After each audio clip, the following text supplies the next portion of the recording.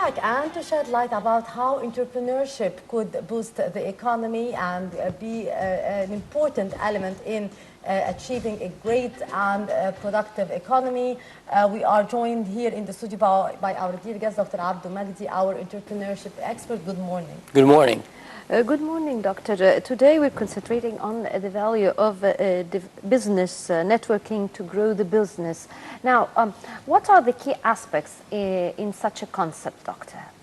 Yeah, I think like business networking as we know it is the ability to connect with other people. I think one of the big challenges that entrepreneurs go through while they're starting their own businesses, even like those who had been in business for a while, is that they stay focused in their business. So they work inside the different dynamics and aspects of their business, and they do not have the time or the focus to look like to get out of their business and to look at building strategic partnerships and building relationships around the business. So business networking comes in handy for business owners and CEOs, that they're able to shake hands with different potential partners, potential hires, potential clients, and potential partners for their businesses. And definitely that would be able to boost the business in case that you build the right relationships at the right time.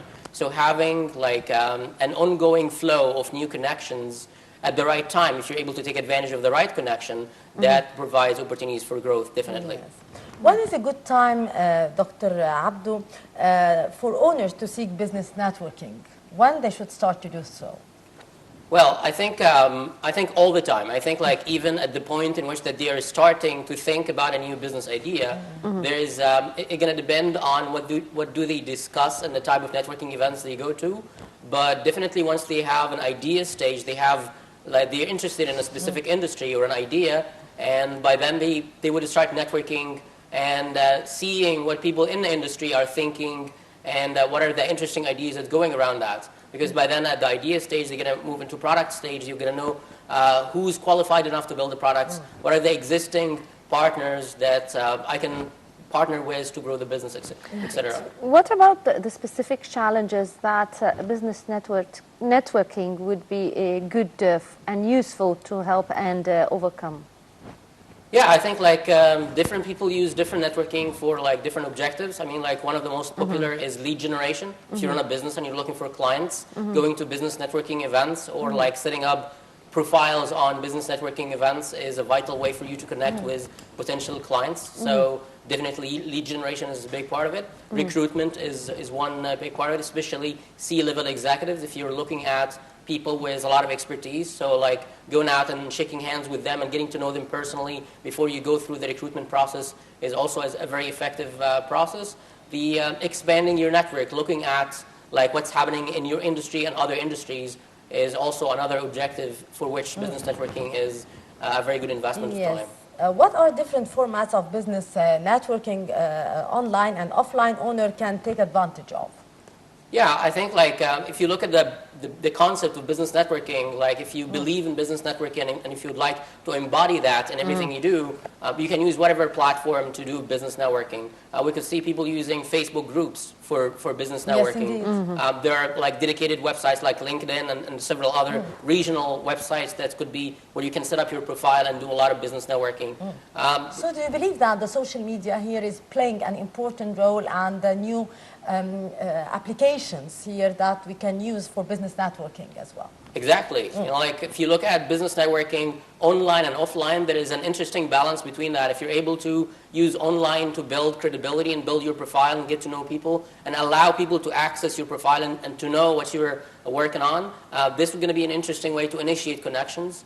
And definitely all the available applications, whether they are actually dedicated for business networking or even like some people use dating applications for business networking. So there's a lot of different utilizations for all social networking and connecting people, application that uses connecting people. The interesting point when it comes to moving these relationships offline, which is which makes it actually more lively and more effective, because once you meet someone and shake hands, exchange business cards, have like short discussions, these are like builds a stronger relationships other than just connecting on some kind of social network.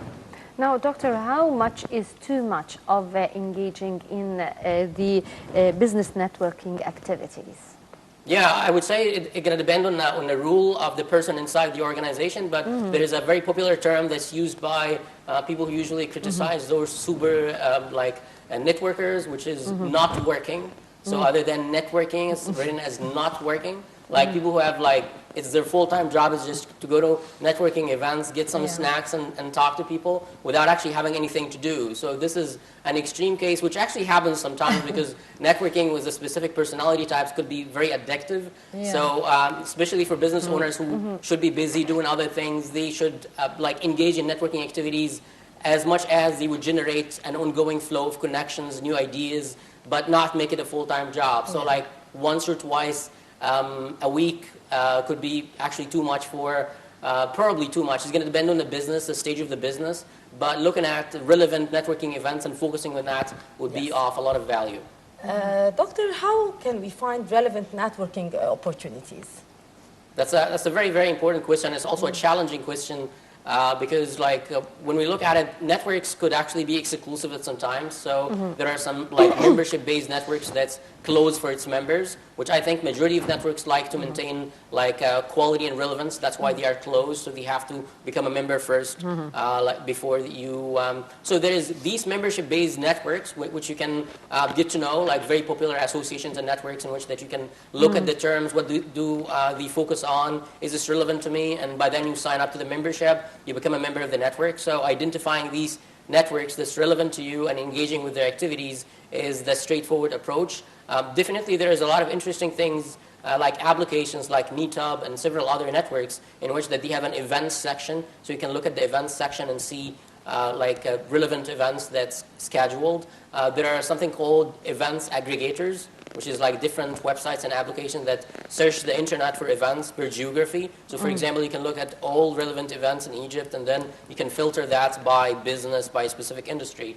So taking a look at all these events, probably you could do this yearly and quarterly. So at the beginning of the year, if you're in charge of the market, if you're a business owner, you can go at some of these event aggregators and build a list of the big networking events that might take place in the coming year. And basically you start signing up to these relevant events, and then quarterly you look at, so you can actually break this down into a system so you would have an ongoing flow and commitment to attend some of these networking events. Because also it's sometimes as a business owner, if you focus on the business, you're going to forget all about the networking component. So it's always good to have a reminder that I need to go and look for networking events and attend them. But definitely that, doctor, requires a lot of planning. So how can we plan to be able to acquire an efficient networking event and attend it and also impress others with what we have?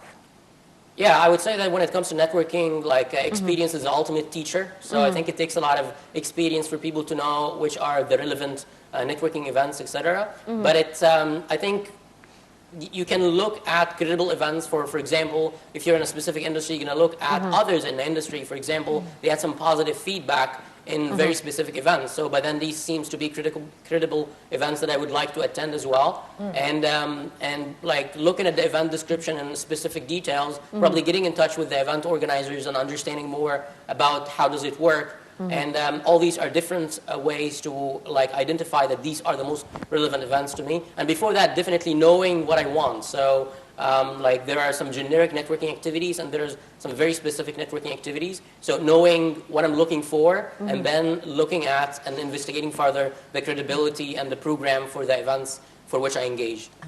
What are the highlights here of business networking etiquette, Dr. Abd?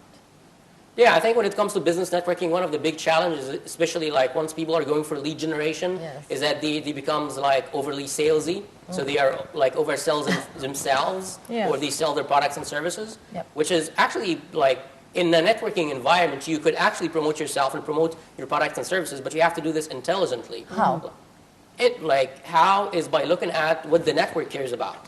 So looking at this particular event, what is it about? And basically from my background and my connection, how can I bring value to this? And for example, if we're in a Facebook group and this Facebook group talks about a specific topic and I want to promote an upcoming event that I'm organizing, there is an approach for me to take the link, the sign-up link to the event and go to the group and to post it there and tell people, please sign up to my event. This is a very salesy and almost unwelcomed approach. Though if I look at what this network talks about, what do people there want to know, and then I write a post. I thoughtfully spend like an hour in writing a post that's relevant to the network, so people start reading that, and you see that, oh, that seems very credible. I'm getting value out of reading that. And then by the end, by the way, we're organizing an activity. If you'd like to take this further, you can sign up there. So this is a very decent way to introduce your activities, to introduce yourself. So not being salesy, but rather adding value. That's the biggest way to establish credibility in a network, is that, they call them seeders and leechers. Like if we're a network and basically we're a contribution-based network, I would either seed the network by offering something, offering value, or I would actually be taking value out of the network. So the highlight of being good at business networking is seeing what the network cares about and then providing value without having like any strings attached to doing that. So if you go there, provide value, and then you don't even introduce any service. Next time, people are going to come talk to you to know what you're doing. So not being pushy, but rather having a balance between bullying and pushing. This is a very interesting social concept and that works in business networking. Yes. Now, Doctor, how to measure the impact of the networking activities? How do we measure it? For a company, how would they measure the impact of what they are doing? Yeah, I think that's a quite difficult question because like it's debatable in terms of I went to an event and I made some connection. I met some 15 people, but by then I'm not sure how many of these connections are becoming like fruitful when. So I think you can do this on a yearly basis. So if you're a company and if you're using business networking, like you have like a dedicated section or like you dedicated a period of time for business networking, you can actually look at the effectiveness for each activity that you engaged with. And you would do that by basically writing down the contacts that you have created, connecting with them and following up with them. And basically, once you do that, you look at the rate of like established connection, whether you generated new clients, whether you established new partnerships, whether you moved into a new direction. So like when it comes to networking and making connection with people, it becomes more like long-term. And that sometimes after 3 years of meeting someone, you remember that I know someone who had expertise in this area, so probably I can connect with them. So keeping the contact details, engaging with people in a way that's very convenient to them, and by then you can start measuring and seeing the impact of these various networking events. Does it need intelligence, Dr. Abdu, or does it need training here in order to do that networking in a positive way? Yeah, I think definitely it needs both. So it needs social intelligence to engage effectively in networking events. Not to be enag, because we do meet a lot of people who are just enag in order to sell or to have a good networking, and it does reflect negatively on the person in front of you. Exactly. Yeah, exactly. I think like also when it comes to like the best practices, beside not being salesy and rather adding value, big part of this gets back to the social skills of the individual. Like social skills is basically other than pushing what I have, I would be spending more time in getting the other person to talk about themselves, understanding what are the challenges, how do they view the world, their brain frequency, how they are thinking about the world, and then I would be presenting to them an idea or a concept that's quite relevant to them, something they can relate to. So this becomes like very convenient to them because you're not like pushing an agenda on them, but rather you're engaging in a conversation with them. Like another aspect of that is not being pushy in the follow-up process. I mean, like if you're following up with people and they have been nice, passing your business card, but they are not interested in doing business with you. So it's always healthy to kind of... How to draw a line here between being a nag and pushy in front with the person in front of you, and just being an intelligent person who is attracting the attention of the person in front of you and gain his attention and interest as well? Yeah, I think like by then... Is it a talent here somehow?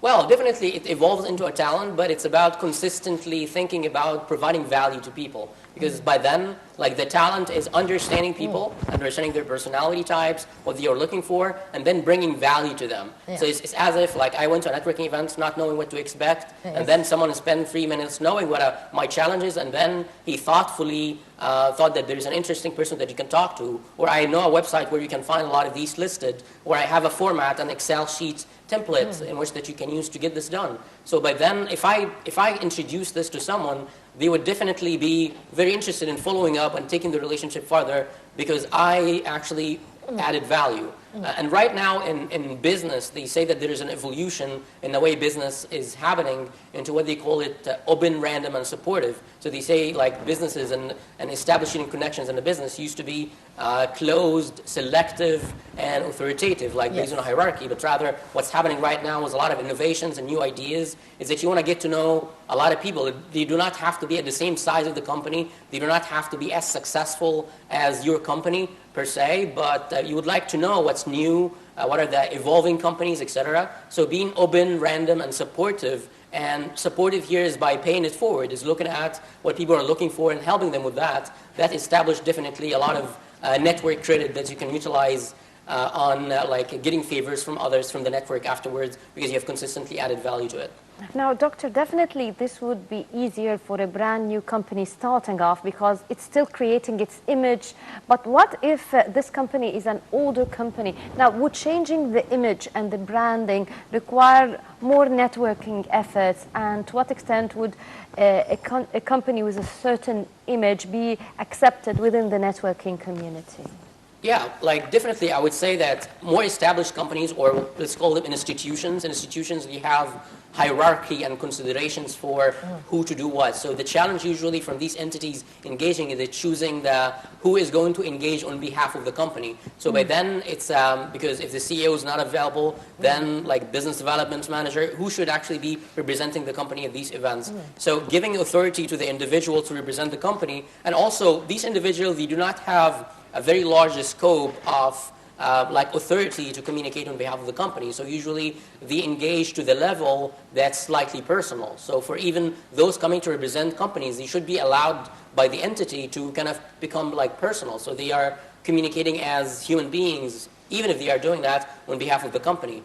And by then, I mean like it's, and like for the companies, they need to establish institutions. They have the challenge is that the business environment is evolving quickly, and there is new innovative startups. So you want to engage with these like new ideas to kind of stay in touch with the trends. Because if entities are not doing the networking components, if big companies are not doing the networking components, or like the foresight components, which is networking is a very, very big part of it, by then, like in a few years, they're not going to be in touch with new technologies. And we have seen a lot of successful partnerships that happen between startups and big companies by having executives in the big companies coming to look at what's happening there and seeing, okay, we can actually support this project because this is going to upgrade the way we do things inside our big institution. So like looking at it from an innovation perspective and being open about it, having much more authority to communicate, like on a personal side, beside also the corporate affairs,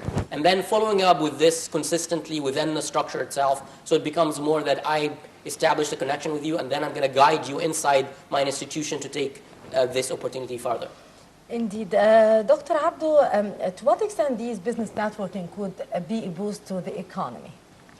Yeah, I think like business networking activities usually brings about a lot of opportunities that's not seen. So there's a lot of business opportunities and potential new businesses that's not on the surface because no one is talking about it. Because like every business owner is kind of, they are working on their business, they are focused exclusively, they might have some very interesting experiences to share, but unless they open up and they start sharing these experiences and these opportunities, and by then you would say that like a few ideas together actually build a huge knowledge base upon which that you can first upgrade the level of knowledge and awareness within the industry, and then you can definitely build new businesses that takes advantage of different components. There could be some entities that build advanced capacity in a technology components. There could be others on like a business or sales or marketing capacities. So if you bring all these ideas together, by then you're able to build new companies and new institutions and new kind of partnerships between different entities that would eventually boost the economy. Yes, indeed.